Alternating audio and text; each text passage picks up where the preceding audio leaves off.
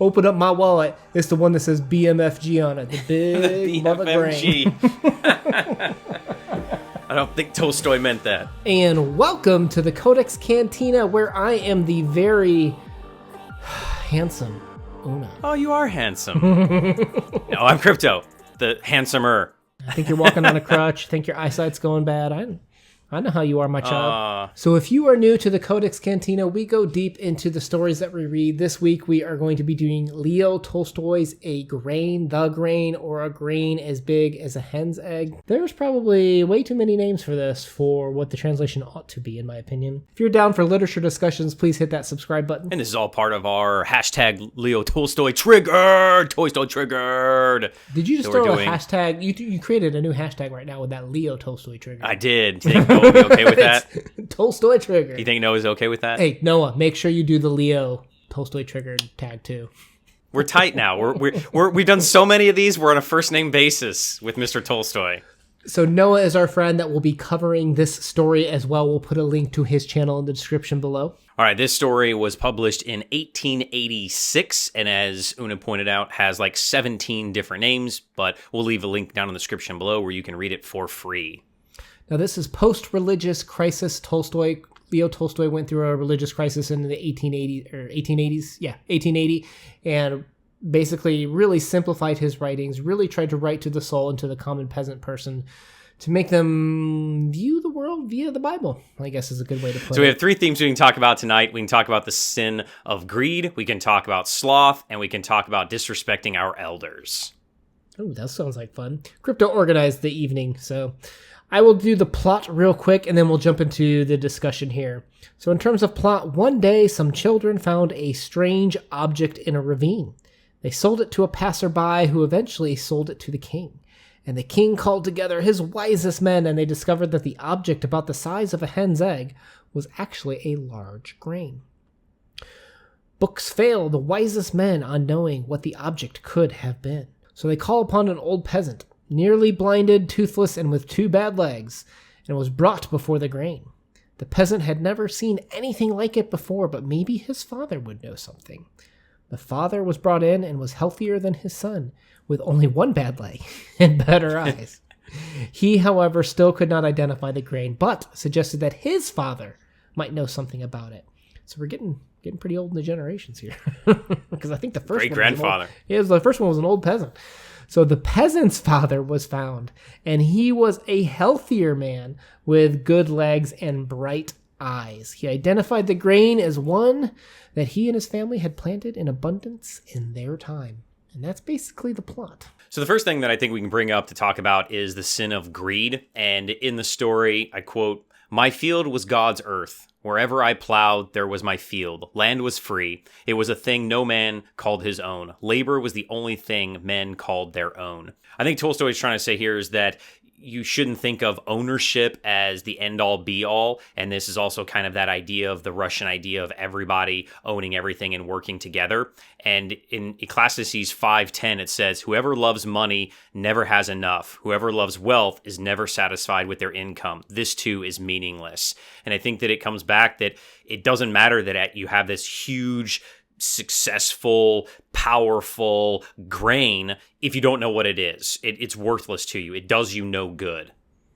Yeah, I think that's interesting because we kind of see this explored also in his story. How much land does a man need, right? The idea of greed and how much do you actually need to survive.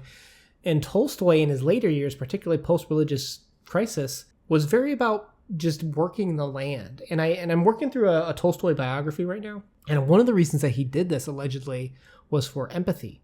By working with the peasants, by working on the land and by the sweat of your brow, you earned your way in life was one of the ways that Tolstoy really just kind of practiced at this point in time. And I almost wonder if at the time that you bring this up, this is 1886, right? So serfdom had just been abolished 25 years earlier, right?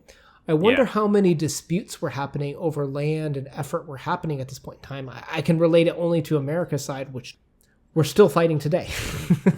That's true. Right? So I wonder how many of those disputes were happening as we see, these types of stories coming from Tolstoy. Now, the people that have been working land the whole time, they themselves are free, and they're like, wait a minute, we should get what is coming from this land. We've worked on it so hard. And that kind of brings me to my second point of the sin of sloth or laziness. And as you go through the story, it's really interesting. You go to this old man, you think, okay, he's in his 50s or 60s, and he's got a crutch, and he's, can't see very well. And he's like, I don't know what it is. So he's like, let's go to my dad. And they go to his dad, and his dad's like blind and has 2 crutches. And he's like, I don't know what this is. Let's go to my dad. And you're like, what? We're like going to the 90-year-old dude? How is he going to know? Right. And we go to the 90-year-old guy, and he's got like these beautiful eyes, no crutches. And you're like, wait a minute. And it's hard work that makes you a better person. And so from the story, it says, these things are so because men have ceased to live by their own labor and have taken to depending on the labor of others. In the old times, men lived according to God's laws that would have on their own and coveted not what others had produced. And so in this time of farming, if you wanted this grain, and the Bible even teaches about sloth, that it says in Proverbs, slothfulness casts into a deep sleep, and an idle person will suffer hunger. And what is the main title of the story? Grain, food. And I think that's kind of what he's trying to play into there. And another proverb says, the sluggard does not plow in the autumn. He seeks at harvest and have nothing. So even in the Bible, it uses these teachings of food, of you should be a hardworking person and you'll be a better person as a result. And who is the hardest working person in the story? The healthiest old man. No, yeah, there's definitely something to be said that Tolstoy was definitely one to, not even beyond empathy, probably from a biblical perspective, but he was so influential with because he was an aristocrat, right? When he died, he was the most popular person in Russia, and he would work the farms along with his hired help, right? That's unheard of. And even how he would just wear the peasant garb, I think in Russian, it was either like the Tolstoy or Leo, like the name of the garb became named after him even. Like he embodied working hard until the day that you die. And I think that brings us kind of to our last point of respecting not only yourself, but your elders as well. And that Tolstoy is trying to say, if you respect yourself and you respect your parents, you're going to work hard, you're going to have a good life, and you're going to have good health as a result of that. I even think that this post-religious view of Tolstoy is still saying, you can be a good person and still do these things. And from the story, the very last line of it says, no, he answered at last, I have never sowed nor reaped anything like this in my fields, nor did I ever buy any such. When we brought corn, the grains were always as small as they are now, but you might ask my father. He may have heard where such grains grew. And I think this is trying to him saying, like, honor your mother and father, for they're going to have the answers that you might not have.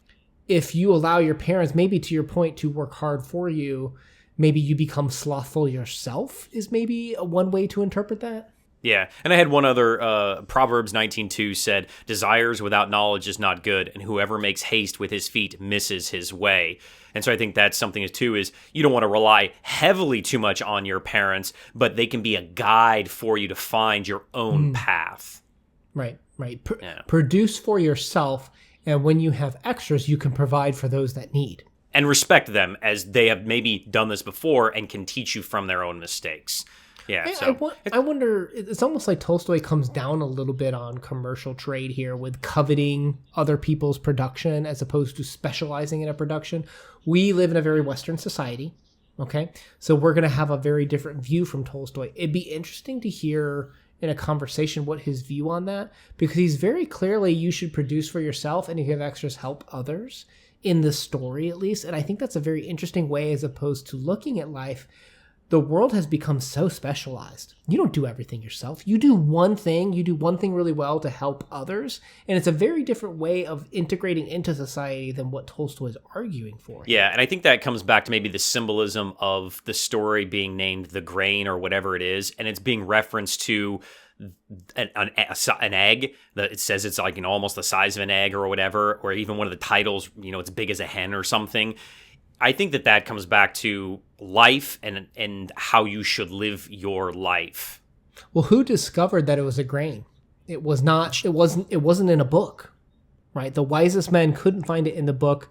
And I don't know if that was a knock on human knowledge as opposed to biblical knowledge, but it was nature. It was God's provided creatures that was able to uncover the truth too, even from the argument of naturalistic as opposed to this forced man-made approach way to life. Yeah, possibly. Yeah, there's a lot here for such a short story to uncover. Yeah, so it's a pretty good story. Let's move. Usually what we do is we do our ratings at the end here, where we will give it a rating from an either overall level, or we may even just do a inspectional of how much we enjoyed it just for enjoyment and as an analytical read as well. Crypto, what are you going to give me for ratings?